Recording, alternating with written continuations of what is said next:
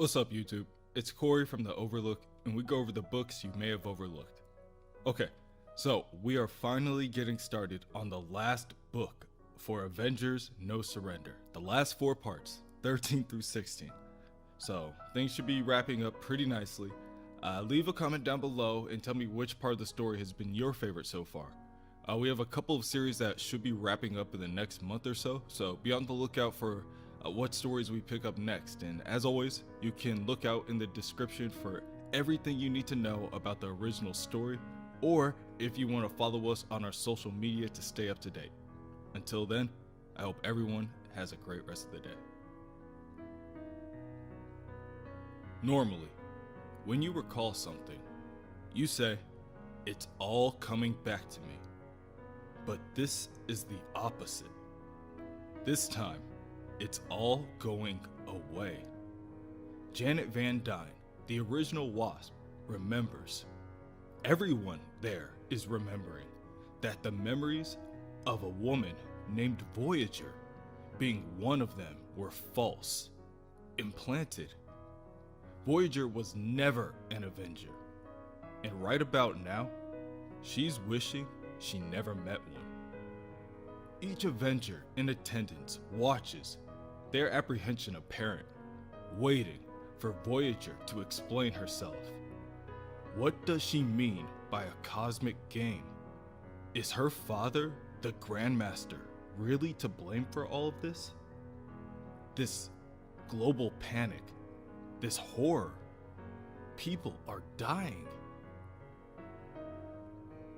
Voyager attempts to escape by conjuring another portal. No, it's not I'm trying to tell you. Please, I have to see my father.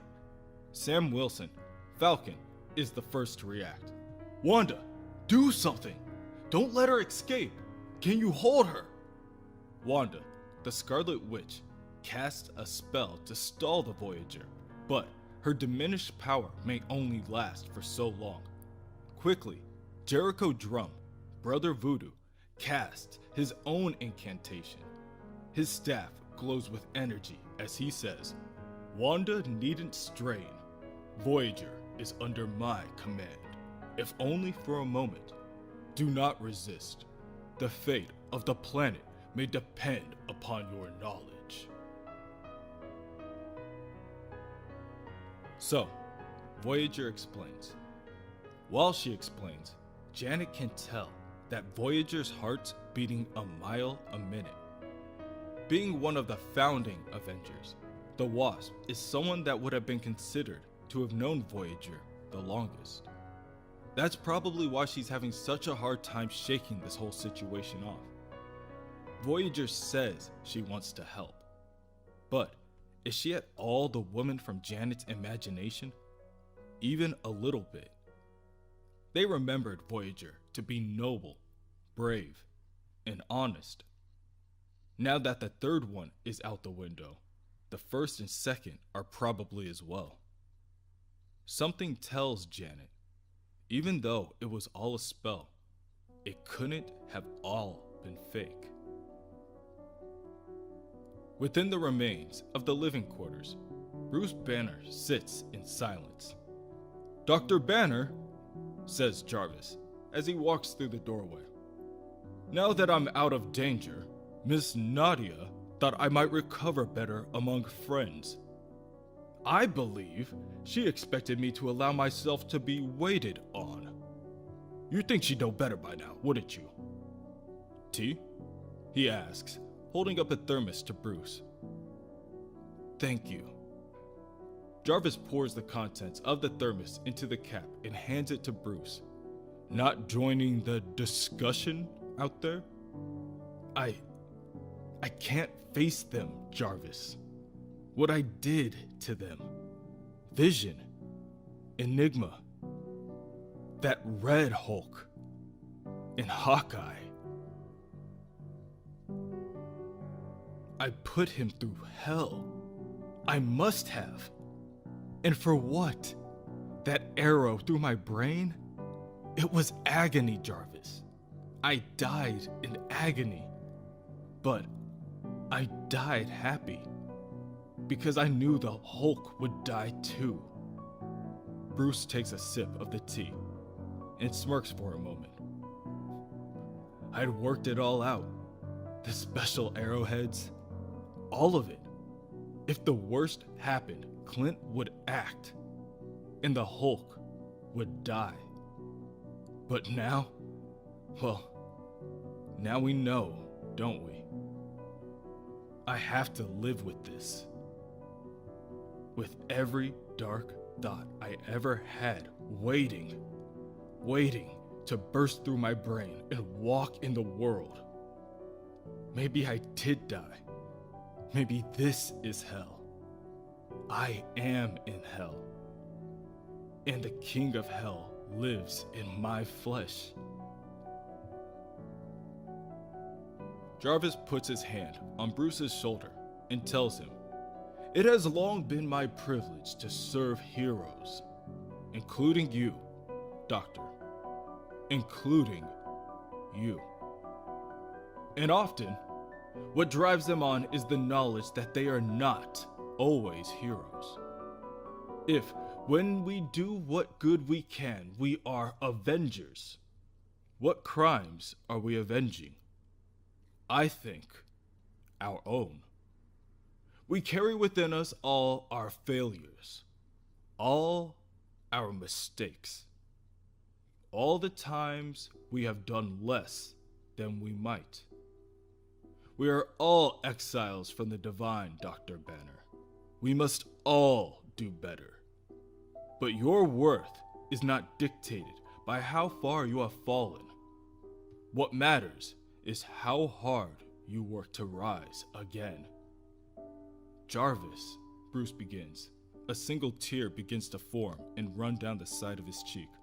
"I beg you, sir, do not give up." Within the medbay, Tony Ho, the newest Iron Patriot, has been restoring Vision to life. She is the daughter of Yinsen, the man who helped Tony Stark create the original Iron Man suit. She has years of robotic experience, but without a proper lab, she has no choice but to give up. At this point, if she tries to put Vision together with the junk they have on hand, she could do permanent damage. Plus, it's not like Vision's getting any worse in the meantime. Naturally, Miguel Santos, Lightning, blames himself. Lightning tells the others that he's to worry that he wasted his shot when he was an Avenger. Like, he could have done more. But he threw everything he had at the Hulk, and it wasn't enough. He wasn't enough. And Vision paid the price for that. "Wait!" Simon Williams, Wonder Man, interrupts. "Lightning, you think it's about how much you can throw at people? If raw power was what made an Avenger, they'd have fired Hawkeye on the first day. I don't know if you've heard, but he shoots arrows. So, what if you had stopped him? What happens when he gets up again and again?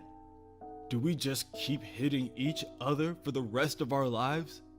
Look, you are an Avenger, Miguel, and a powerful one. But it's never been what you can do that makes you one of us. It's what you choose to do." "Will you shut up for 5 seconds?" Miguel and Simon look over to see a battered Pietro Maximoff, Quicksilver, fuming with rage. "I need silence while I concentrate. There's something moving around us, faster than any of you can see." Tony tells Pietro that their sensors would have picked up any sign of infiltration. What he is seeing is most likely a side effect from his concussion. "No!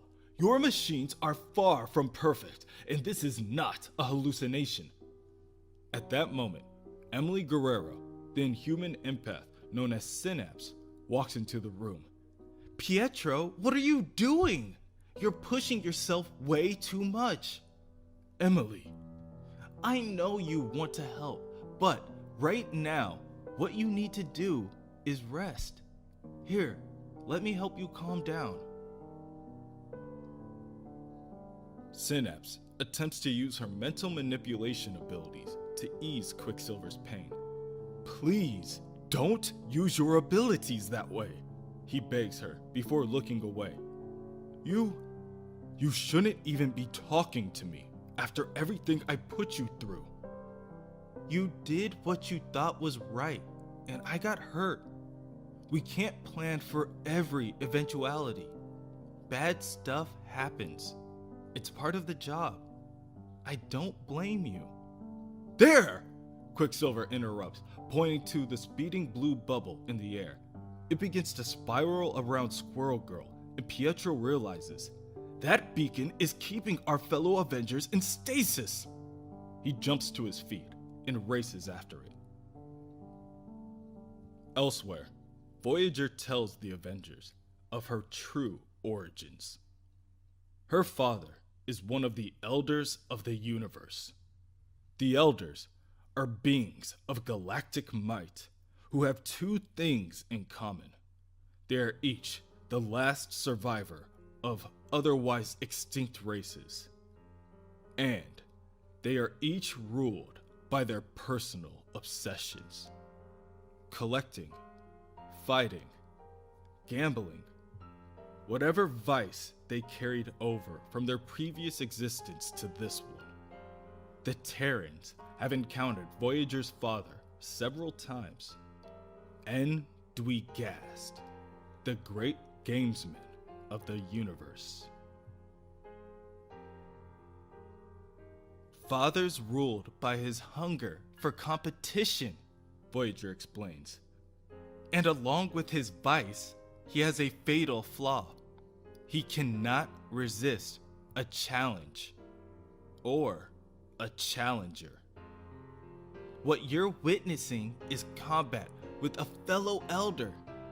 The stakes are utmost. Only one will walk away with the title and power of the Grand Master. The other will die screaming at the hands of the winner. Voyager continues to explain that the current game board is Earth, which has been removed to a distant galaxy in a neutral space. A handful of Avengers were to serve as obstacles, enough to keep things interesting, the Elders thought, but not enough to stop their contest. For game pieces, the Challenger resurrected the Black Order. My father assembled the Lethal Legion as his champions, a team he knew would be underestimated. And unbeknownst to his opponent, he also planted me among you as a spy, able to remotely influence your actions and tilt the advantage towards himself.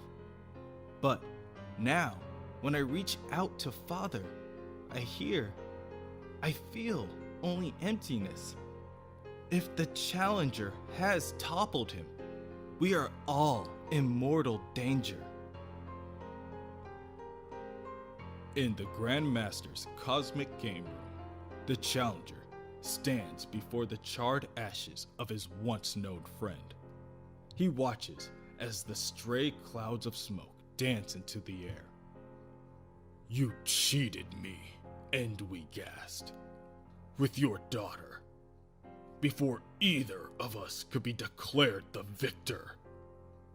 Anger once again consumes the Elder, and a blinding energy begins to radiate off of him. But I will never allow you to thwart me. Not in life, not in death. I refuse to grant you even the gift of dishonor. Our game will be completed, even if I must destroy the pieces and the playing field.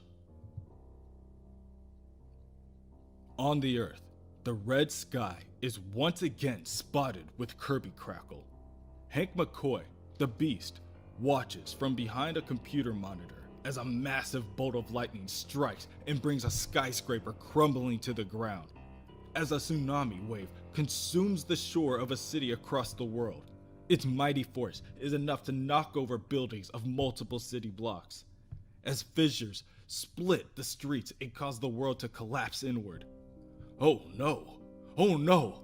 People! We just skipped right over DEFCON 1 to... I don't know what! All of a sudden, things are getting worse out there. Much worse. Voyager desperately makes another attempt to connect with the Grandmaster. Father! Father, are you there? The Wasp approaches to help Voyager. Valerie, or whatever your name really is, listen to me. Valerie, I need you to focus. Right now, I don't care how you played us. I don't care what you wanted or what you did. But there are 7.5 billion people counting on the Avengers to keep them alive. You said before that you've seen what an Avenger is. You know what it means to be one. And it is all hands on deck. Valerie, we need your help. At that moment, a beam of energy cracks the air before slamming down in the middle of the city. The rampant destruction that immediately follows topples anything within proximity. People begin to run in terror as the powerful cosmic energy subsides and the Challenger emerges, stating to the meager Terrans, "This planet is a pestilence upon the universe. It is time for it to be purged."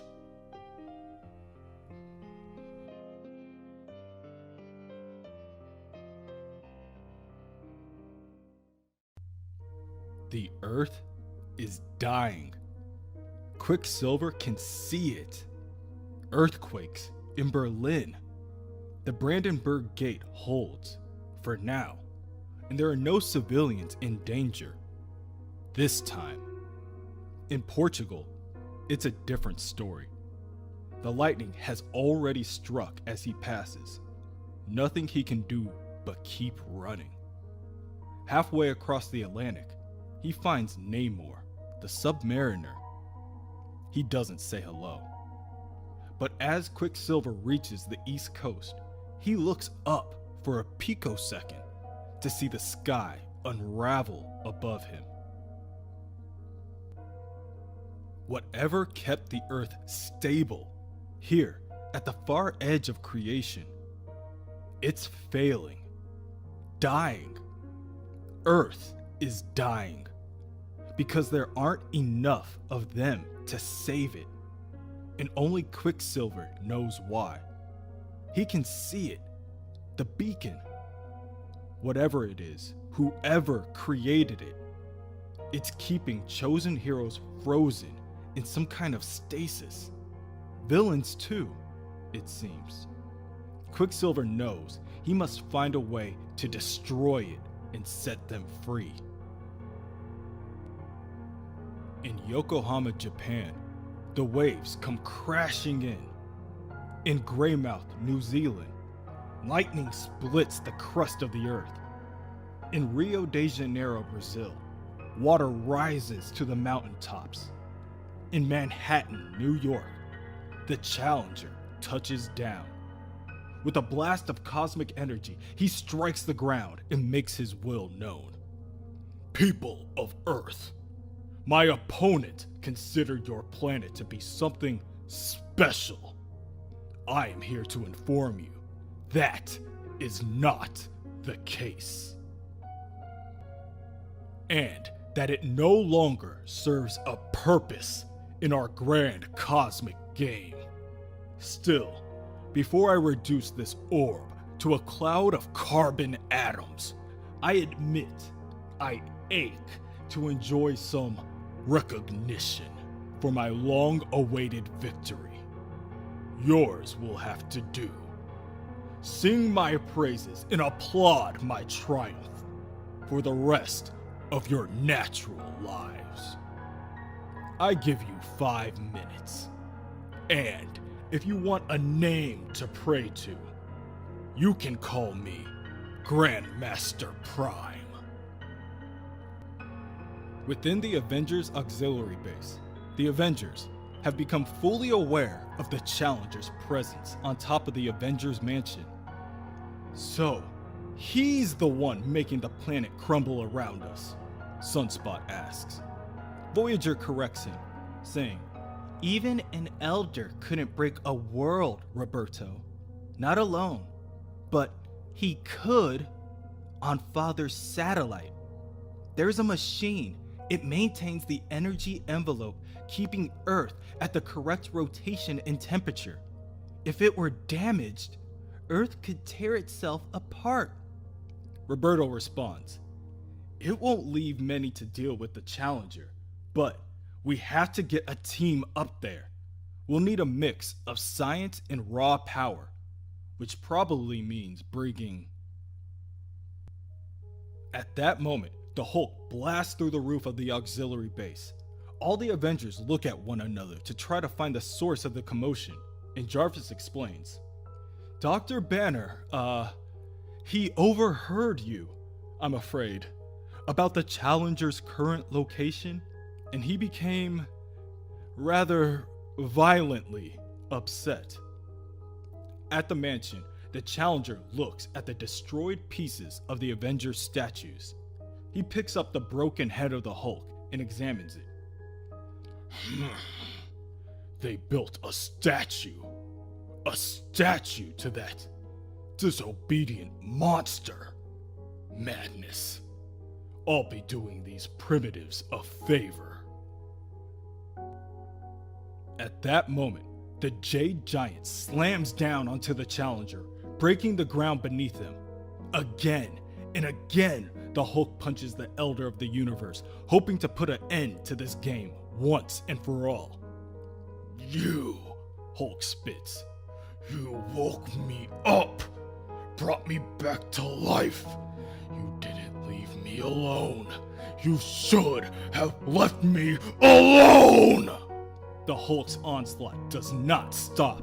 Each blow draws more and more blood from the Challenger. Even he is surprised by the Hulk's strength. "You hurt me," he says, bewildered.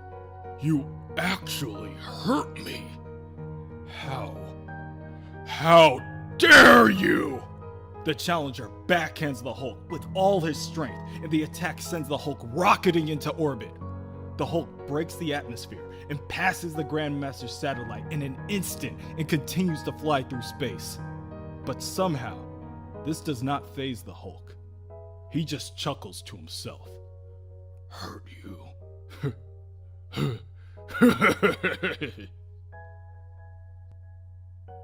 Meanwhile, Sunspot, Lightning, Voyager, Hercules, Tony Ho, and Thor arrive at the Grandmaster's cosmic game room and find that everything is in ruin. "This whole place is in rubble," Lightning points out. "What happened here?" Hercules looks around at the debris and sees a lone machine bursting with energy. "If I am any judge, Lightning, 'twas the rampage of a maddened god. I know the signs. And yon machine whirls and screams as if maddened itself."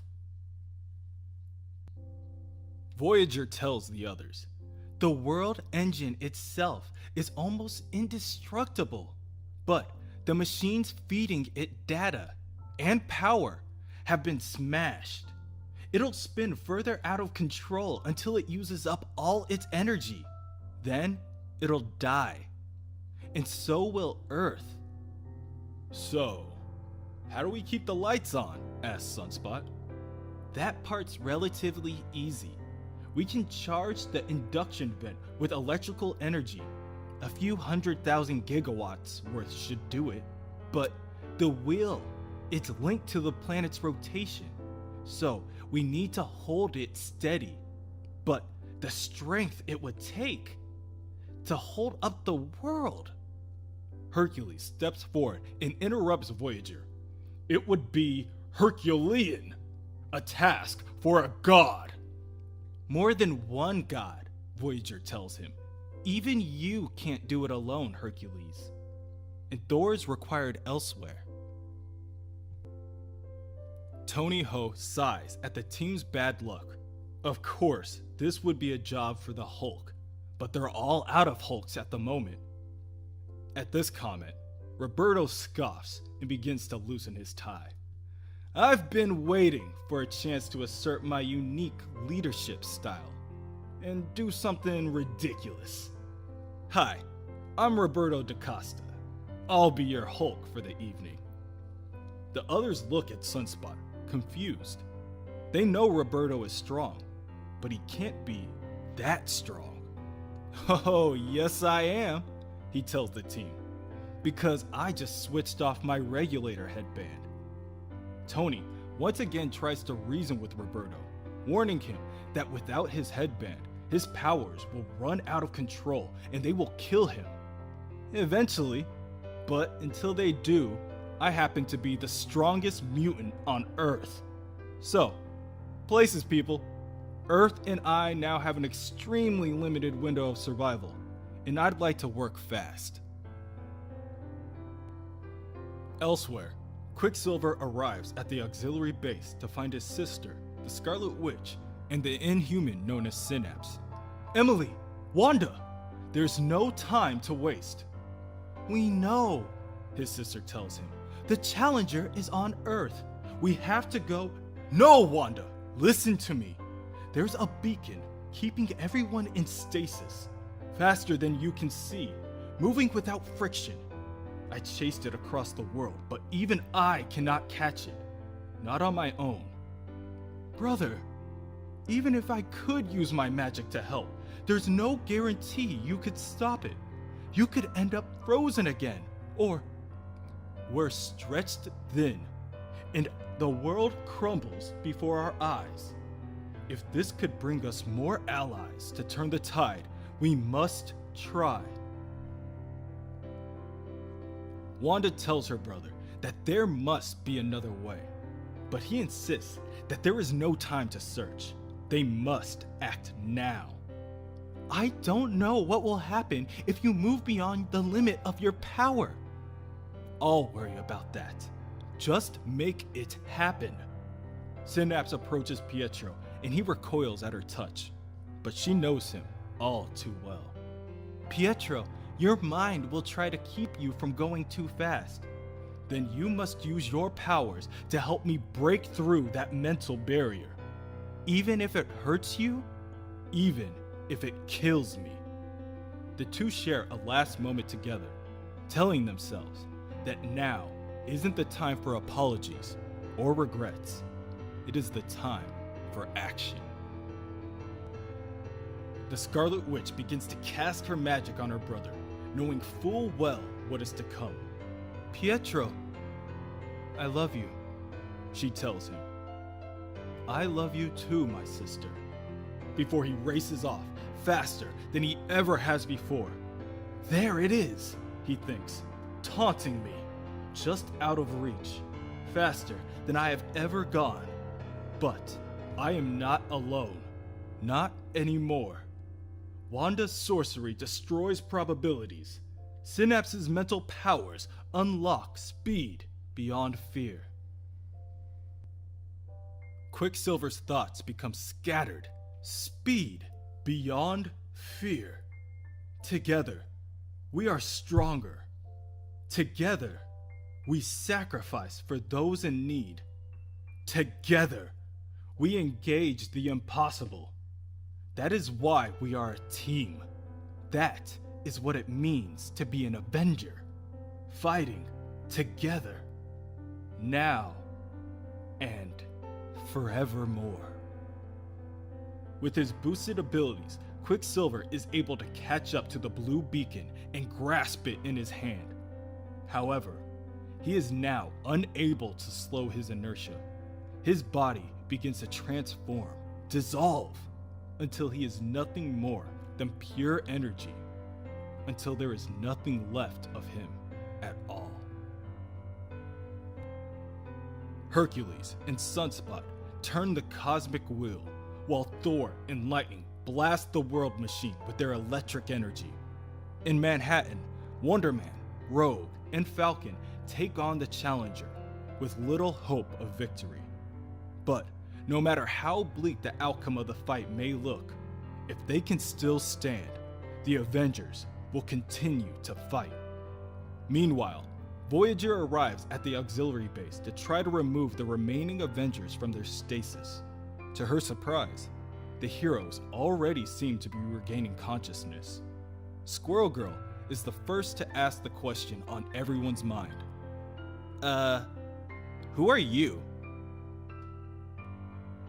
Voyager looks from one hero to another nervously and stammers, I think I'm the hero we need right now. Trust me and pray that this works. Her eyes begin to glow purple as she produces a massive portal of cosmic energy. I'm going to reach out with my power to everyone close by who calls themselves an Avenger. And then we assemble!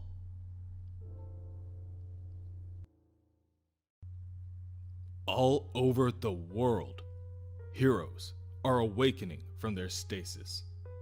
In New Jersey, the champions save the innocents drowning in the rising tide. Viv Vision explains that it is as if they suddenly awoke from a sleeping dream into pandemonium. They have found themselves in the epicenter of a volcano and an earthquake. With only her, Kamala Khan, and Miles Morales in attendance, Viv makes a call to the other members of the team. Currently, Nova, Sam Alexander, and the Hulk, Amadeus Cho, are pulling a bus full of people out of a small town being consumed by fire. Sam tells Viv that they should have never split the team. Half of Texas is going up in flames. He and the Hulk are saving as many people as they can, but something's dribbling the planet like a basketball. And it's just getting worse everywhere. This is 10 Michael Bay movies at once, Sam explains. Crazy weather, earthquakes where there shouldn't be any. People need rescuing everywhere, and we just can't keep up. In Hell's Kitchen, Daredevil and Iron Fist evacuate civilians out of crumbling buildings. In Los Angeles, America Chavez rushes to save people caught in the burning forests. In Nevada, Spider-Man webs a bus tumbling off a broken bridge. And back in Long Island, even Moon Girl and Devil Dinosaur cannot ignore the call to be a hero. In the Grandmaster's cosmic game room, Lightning falls to the floor, depleted. With his power being channeled through the mighty hammer Mjolnir, they were successfully able to restart the world engine. He has never felt so drained. Part of him still can't believe he is here, doing his bit to save Earth. Now, it is up to Hercules and Sunspot to keep the wheel turning. Roberto tells the others that failure is not an option. Aye, Hercules agrees, for 'tis a day unlike any other, when mortals rise and do the work of gods. Thor approaches the two men and grabs onto the wheel, asking what kind of god would she be if she didn't help as well. Tony Ho goes to pick up Miguel when the two hear a crackling sound behind them. They turn to find the Grandmaster reconstructing himself, saying, "The Avengers fight to save their fragile planet once again. Why am I not surprised?" The Grandmaster becomes fully formed and begins walking away. Miguel, go after him. Tony elbows Miguel on his side. Grandmaster, wait! Miguel struggles to stand to his feet and begins to follow the elder. You can't just abandon all those people down there. Grandmaster slows his pace in order to tell Lightning. Feeble organisms destroyed by an unfeeling universe. Listen well, human. All that mattered was the game, and the game is now lost. In Manhattan, the Avengers begin to attack the Challenger in waves. Both Cannonball and Rogue fly in for the first attack. Pitiable to think that out of all the magnificent combat fields in the galaxy, my opponent chose this fragile silicon sphere. Both Rogue and Cannonball collide, but even with the added force of Cannonball's invulnerability field, the attack is barely able to knock the Challenger off his feet. Next, Falcon commands the Red Squad to attack. Falcon, Beast, Squirrel Girl, Voodoo, and Wonder Man all converge on the Elder of the Universe, but each of them are easily dispatched with a single volley from his crimson cosmic energy. Next, Captain America follows up with his strike. Blue Squad, go! Synapse, probe his mind. Wanda, try for his nervous system. The Challenger sees them approach, and they too are pushed back with a single blast of energy. I have gazed upon your world and seen vast armies, nuclear arsenals, weapons that could eliminate entire alien races. This is Earth's best defense. A colorful handful of native warriors. Next, Rogue tries to strike again, this time with Wasp and Hawkeye as her backup, dubbed as the Gray Squad. Their wave does just as well as the last. Across the street, Voyager and Nadia Pym, the all-new Wasp, huddle behind a small newsstand. Nadia suggests that Voyager attempt to teleport the Challenger into the sun. Valerie states that she has never attempted anything like that before, but she will try. At that moment, Voyager is hit with a blast in her blind spot and screams out in pain. You! The Challenger approaches and lifts Voyager by her neck. Daddy's little spoiler. Think about how much of this is your fault. How much time and energy you have cost me these last few days. Who do you think you are? Falcon, Beast, and Voodoo all fly in for an attack to stop the Challenger. Falcon saying, right now, she's one of us. All squads, magicians to the back, power hitters to the front. Now! Elsewhere, Janet Van Dyne throws Clint a couple of shrunken arrows. Hawkeye, I'm giving you your Christmas present early. Catch! The arrows grow to normal size in midair, and Hawkeye grabs them both. You made these? What do? Have you ever seen nano acids crawl their way through a bad guy's skin? No? Then savor the moment. In the halls of the Cosmic Game Room, Lightning continues to follow the Grand Master. So, you're just going to leave? Indeed. I'll take a few trophies and then spirit myself away until my opponent has cooled down. He is quite the sore winner, it seems. Lightning stops in his tracks when he sees Johnny Storm and Red Wolf floating in crystals. Hawkeye was right. They are alive. Those are... Lightning begins. Points scored. No longer important. Grandmaster continues to walk through the game room, wondering aloud. Perhaps, in a few centuries, I'll approach him for a rematch. Grandmaster produces a small hologram in his hand to examine the whereabouts of his daughter Voyager. Ah, my Vani. You debase yourself. by fighting alongside the humans when there is nothing left to be gained, to be won. Such a waste. Your daughter? Yes. Don't you even care about her? No.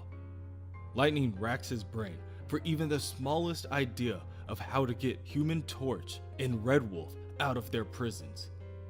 In his current state, Miguel is no match for an elder. But what did Wonder Man always say? It's not what you can do. Miguel pulls out a stack of playing cards and calls the Grandmaster one last time, saying, "The game is poker. Hold'em. No limit. You in?" On Earth, Challenger continues his onslaught. Amongst the fallen Avengers, Wonder Man rises. He floats into the air, charging his ionic energy, and tells the Elder, "That's enough, Challenger. If you've got a legitimate grievance, I'm willing to talk. But if all you are is a bully who likes hurting people, you'll have to start with me." Challenger scowls, but admits what Wonder Man says does sound reasonable. So, it's a deal. Challenger sends out a pair of optic blasts that not only hit Wonder Man, but begin to de-atomize him from the inside out. He screams out in pain, causing Voodoo and Beast to jump into action.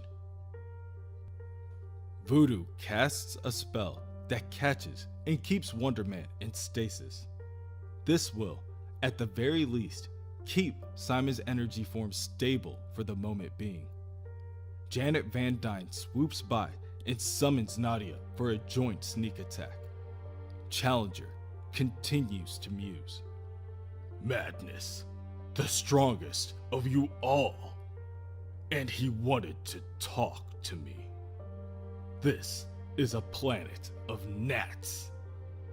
Both wasps approach, and Janet corrects Challenger, stating that this is what makes Simon the strongest, and soon he will regret not taking Simon's offer.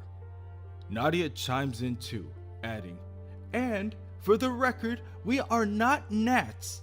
We are wasps, and this is our sting." Both heroes use their patented sting on each of the Challenger's eyes, momentarily blinding him and opening him up for another attack. In the game room, Miguel and the Grandmaster sit down for the final game. All cards are now dealt. A king, 2 queens, a 10, a 2. 3 cards in the same suit. It's a very potent hand, Miguel.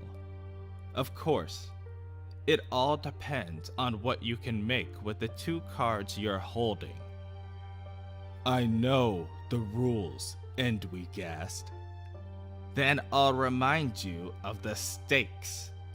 The Human Torch's freedom against your own. Will you check or bet? I bet. Not just my freedom, my life. But if I win, you give me Red Wolf. Acceptable. I raise your planet back where it belongs if you win. Or if I win, when I win, I'll take your Earth and everyone on it. 7 billion trophies. And oh, the games I will play. The battle continues. Synapse attempts to pry into the Elder's mind, but her efforts remain fruitless. He knows. He knows I'm trying to attack his mind, but he's blocking me. Squirrel Girl rushes over to aid the Inhuman hero and advises, "So, take a back door, Synapse. Falcon, use your power on him." Falcon flies by and immediately asks, "What?" He's not a bird, Squirrel Girl. He's an alien. Maybe he's evolved from birds or dinosaurs. Common ancestors. You don't know until you try. Falcon lands on a nearby building. Fine, I'll reach out. Try to see what he sees. But this isn't going to... I'll be damned. It's foggy, distorted. It hurts, but I can see it. Told you, boasts Squirrel Girl. Synapse, use the connection. Go through Falcon's mind. Already there, Synapse tells her, and I found his pain centers. Synapse attacks every one of the Challenger's pain centers at once, shattering his mind and causing him to bellow out in agony. Squirrel Girl retreats into herself, almost ashamed at how her plan unfolded. Okay. I mean, I was going to suggest having a conversation. At that moment, Rogue and Cannonball come in for a second combination attack. Rogue tells the rest of them not to pull their punches. This may be their only opportunity. Squirrel Girl obeys the order, but only if the others agree that after the fight is over, they are going to rehabilitate this guy. The heroes each take their turn attacking the Elder until he is knocked to the ground. Enough! You have succeeded in irritating me. The Challenger once again rises to his feet and with an explosion of energy clears the surrounding area of each of the Avengers, sends cars and trucks flying off the ground, and brings buildings crumbling to the floor around him. Well, Lightning, will you fold? The Grandmaster asks, staring only at the two kings he holds in his hand. Miguel attempts to keep his composure and his eyes on his own cards. He is a long way from hustling card thieves now. The Grandmaster is the most dangerous player in the universe. But Miguel has one thing going for him: his whole card. The one thing the Grandmaster doesn't know. Will you leave your planet, your friends, to the mercy of the elders? Because call or fold, it really doesn't matter. Either way, Endwegast will win it all. Miguel locks eyes with the Elder and coolly says, I raise.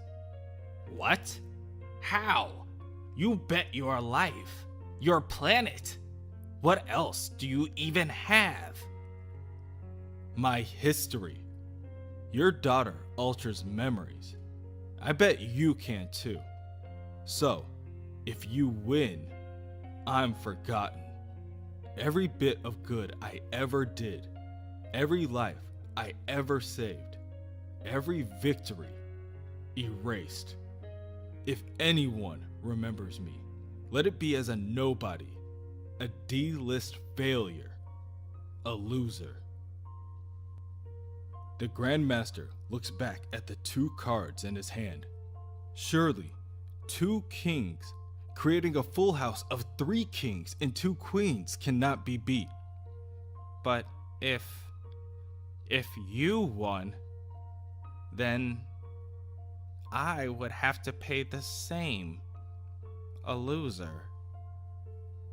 And there it is, Miguel's whole card. The thing Grandmaster doesn't know. That what Miguel is betting here, the massive raise he just made, bigger than a planet, is nothing. This isn't about being the winner. It's not for glory. They don't care if they are remembered, because it doesn't matter if anyone knows what good you did, as long as the good was done. That's what being an Avenger is. That's what the Grandmaster will never know. Well? Miguel asks, awaiting the Grandmaster's final decision. I I fold. He concedes as he throws down his cards. Fine. You owe me 2 Avengers and an Earth. Now. Miguel leans forward to pick up the scattered cards and returns them to his deck. I had a full house. King's high. At least tell me what I lost to. Did you have the better hand? Were you bluffing? I have to know. I have to know how you won. Both Human Torch and Red Wolf are removed from their stasis. Once Miguel sees that they're safe, he turns back to Grandmaster and says, "Oh, honey, I don't play." On Earth, all the Avengers on the battlefield attack at once.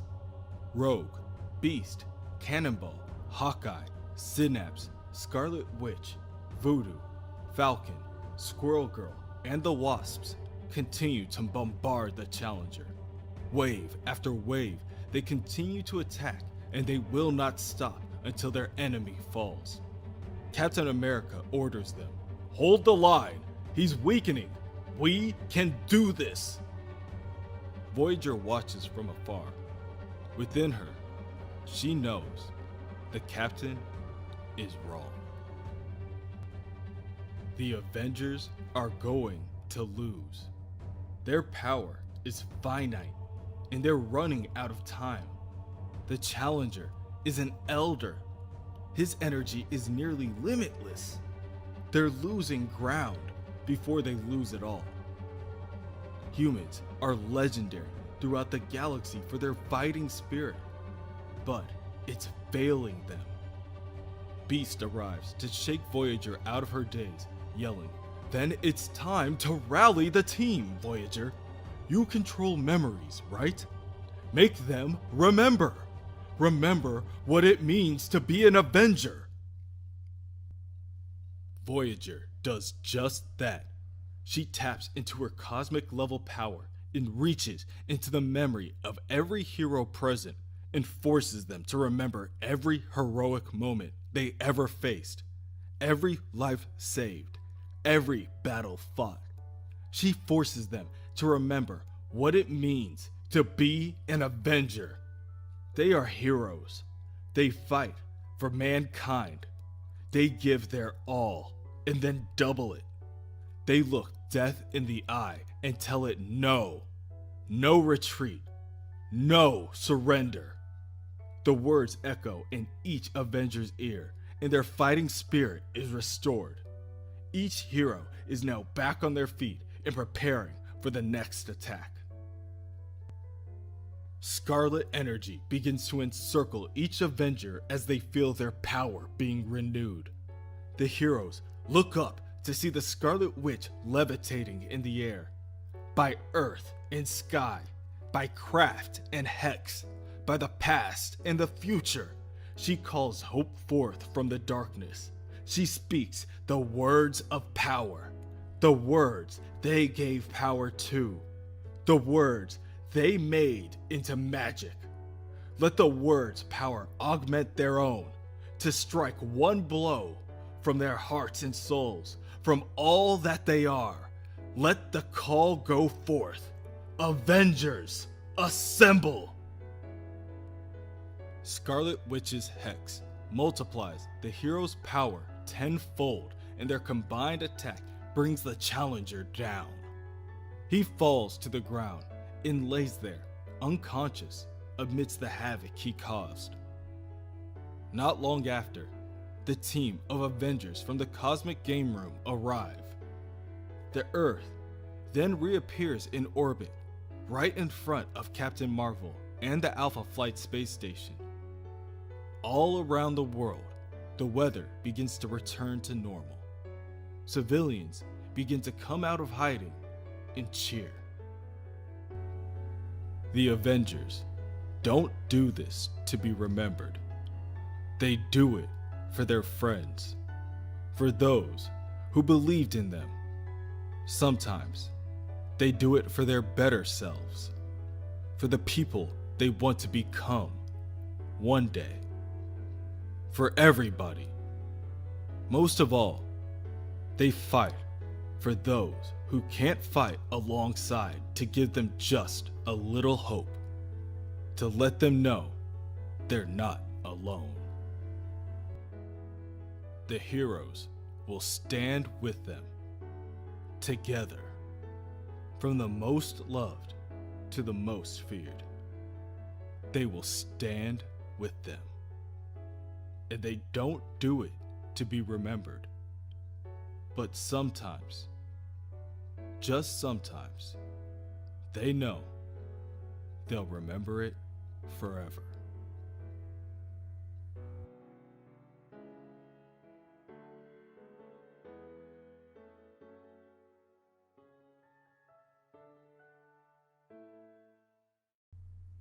The next morning, Hank McCoy, Janet Van Dyne, and Simon Williams escort a wheelchair-stricken Jarvis back to the Avengers mansion.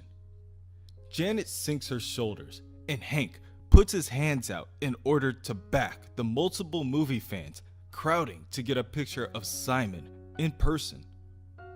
The group walks through the front gate to the dilapidated ruins of their home and base. It's not the first time their beloved mansion has been destroyed, but something feels different this time. Something worrisome. Nadia Pym is the first to run up and greet Jarvis. With a laugh and a hug, she tells Jarvis that celebration is in order. They should go for pancakes. Elsewhere, the three leaders, Rogue, Sam Wilson, and Roberto DaCosta, who, since assimilating advanced idea mechanics and restructuring it under the US Avengers, has been going by the name Citizen V, speak in private. Roberto tells the others that he's giving up leading his team. Right now, he isn't Sunspot or Citizen V, but to be honest, he isn't sure what his long-term plan is. Roberto and Sam leave to clean elsewhere, and Rogue is left to her thoughts as she picks up pieces of the old statue that stood in front of the mansion. Janet approaches her and tries to persuade Rogue to cheer up. She has seen the property wrecked more times than she can count. The mansion will get fixed. Thankfully, Johnny Storm will cover this round of repairs. Since his inheritance from Reed Richards' billion-dollar patents, Johnny has been more than generous. Later, within the ruins of the mansion, Voyager stands before the Avengers with her eyes lowered to the floor. She currently has the Challenger in stasis, hovering by her. She really must be on her way, but she cannot think of a proper way to say farewell after everything she put them through. The Grand Master may have started this, but she carried on the deception in his name. Like her father, she is an elder of the universe. She vows to do what she can to make things right. The Challenger was once a noble traveler and gamesman. Her father's relentless need for dominance drove him to madness. Perhaps she can find a way to someday rekindle the kindness he once had. The Avengers in attendance all agree that when push came to shove, Valerie Vector did the right thing. They would be honored to call her one of them. Voyager refuses their offer. She tells them that maybe, someday, she'll earn her place amongst the heroes. But not yet. Not like this. She promises them that if her father dares play games with the Earth again, she will return and see justice for the damage he's caused. Purple light spirals around the room, and Voyager thanks them once again for inspiring her to be more than she was before. Voyager and the Challenger disappear and the light begins to dwindle. With those two accounted for, the only other question remaining is, what happened to the Black Order and the Lethal Legion? Elsewhere, on a planet named Angargal, the Black Order marches through an empty desert. This, they decide, was nothing but a small setback. They will move forward. Ever forward. Suddenly, the Grand Master appears. He tells the Black Order, I believe congratulations are in order. You fought valiantly. Were the Earth not the battleground, I suspect you may have emerged triumphant. However, I'm here to offer the Cull Obsidian a new opportunity. One quite suited to your destructive needs. On the other side of the galaxy, the Lethal Legion sits inside the head of a dead celestial known as Nowhere. More specifically, within Allah's Bar. The makeshift crew drink to a battle well fought. Thoughts of going their separate ways are brought up, but where's there to go? All of them were about to die when the Grand Master saved them and offered them a chance to fight. And now, once again, they cheated death. Whatever commitments they had before this, they're free of them now. So why not combine their might and see what happens? Back on Earth, in Texas, just outside your standard issue warehouse turned lair, Miguel Santos and Red Wolf clear out a defective AIM agent facility. This is admittedly a little awkward for Miguel, being that technically, when he teamed up with the US Avengers, he was working with AIM. One of the men in yellow tells Miguel that those traitors he teamed up with weren't the true AIM.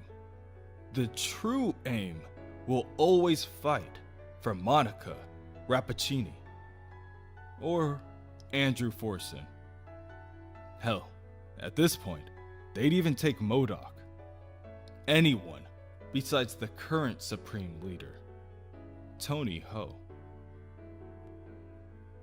Within the Avengers Auxiliary Headquarters, now with decent tools, Tony Ho speaks on the phone with Roberto while she works on bringing Vision back online. She has enough problems to deal with outside the AIM trademark, so she says, let the babies have their bottle. To her, AIM isn't the people. It's not the work. It's 3 letters. And she can spare 3 letters. Also, this way, if the US government has any issues with AIM in the future, they can go after Andrew Forson or whoever. However, she will keep up the good work. As far as a new name, she's been thinking, the Rescue Organization.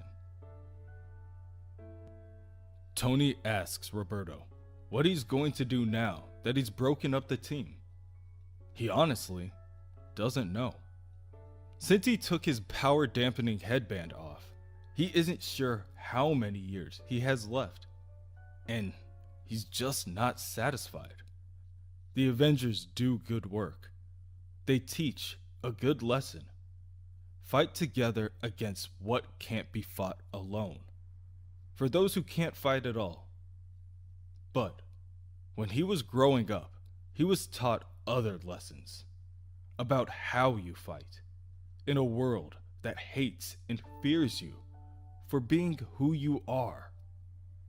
Roberto tells Tony to keep any leftover money from their time together. He's going back to his roots. In Central Park, Wanda Maximoff, Jericho Drum, and Emily Guerrero share a moment of silence for Wanda's brother. When Pietro sacrificed himself, they all shared a mental and empathic connection. They all know he wasn't scared. Pietro had a strange sense of joy. Each of them are of the mind that Pietro is still alive. They believe when he moved beyond the limits of speed as they know it, it is quite possible he also moved beyond the bounds of their physical reality. Both Wanda and Jericho are preparing to venture forth to dimensions beyond space and time to find Quicksilver, and they would be honored if Emily would join them. Clint Barton and Bruce Banner sit alone in a diner. Bruce tries to apologize for everything he put Clint through. The trial, the guilt, everything. Bruce made Clint shoot him through the brain with an arrow, and it didn't even work. At first, he deflects. But then, Clint tells Bruce that he saw a vision of the Hulk standing over the dead bodies of everyone he loved. Jess, Bobby, Nat, Wanda, Kate. It was his call, and he made it. Bruce doesn't have to feel sorry for anything, and he needs to remember that deep down, he's not a bad person. At the mansion, the heroes go their separate ways, and only a few are left still assisting with the rebuild.